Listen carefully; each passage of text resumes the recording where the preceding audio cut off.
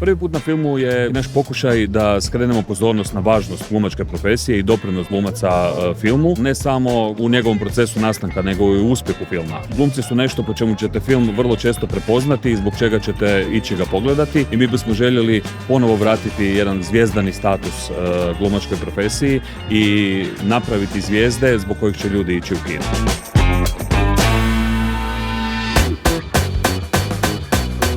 Grupa glumaca koji su first time on film, to je Pula Film Festival prvu godinu organizovala ovdje. Imali su radionicu na kojoj smo radili simulaciju castinga, radili smo na scenama zapravo na engleskom. Mi smo na neki način glumcima prezentirali šta radi casting direktor sa glumcima i kako to izgleda kada se radi audicija uživo. Malo smo govorili o tome kada audicija nije uživo, kada je u pitanju self-tape. Priča jednog lika se može pričati na jako puno načina. I to je ono što u procesu castinga vidimo.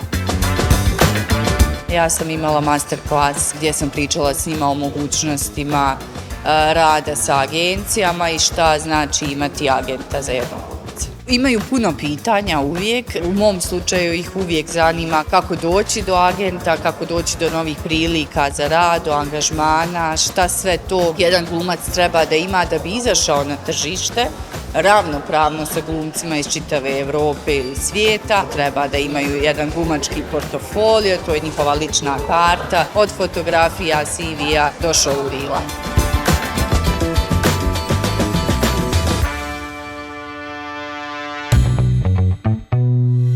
Dobio sam neka znanja vezano za postavljanje glumaca pred kamerom. Neke stvari sam znao, neke stvari sam čuo nove.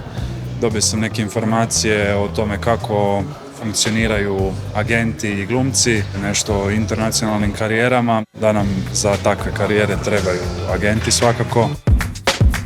Mislim da je strašno bitno da bilo kakve vrsti festivala postoje, radionice i masterclass i workshop i networking, bilo kakav moment uspostavljanja kontakta sa ljudima iz industrije. Festivali su možda najzdravija mjesta na kojima se ljudima može pristupiti, na kojima se poznanstva mogu produbljivati, na kojima se znanje stvarno može upijati, jer imaš taj užitak festivala koji je uvijek magičan, znaš da imaš i popratni sadržaj tokom dana u kojemu sve te ljude koje vidiš, koje primijetiš negdje, imaš priliku i upoznat i raditi nešto s njima i nekako pomicati svoje nekakve granice, izladiti svoje komfortnih zona. Mislim da bi to čak možda trebalo postati obavezno nekako.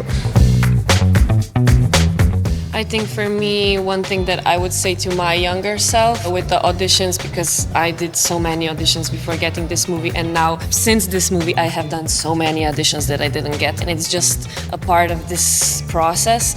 But to really stay yourself, to not try to change yourself for the role. I would always be like, no, they're looking for this, so I'm gonna have to do it like this, and I'm not right for this, because it's no. Be yourself, start from within, and then if you're right for the part, you will get it, because they can't pick you for something you're not.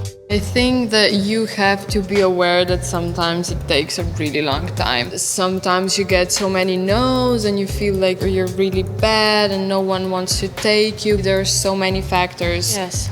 That like sometimes it's not even about your talent, it's about, I don't know, your hair or how you move or how you look. So it's not something that you can really change. Just like go there really openly, like it might happen, it might not, but one day it will happen, you know.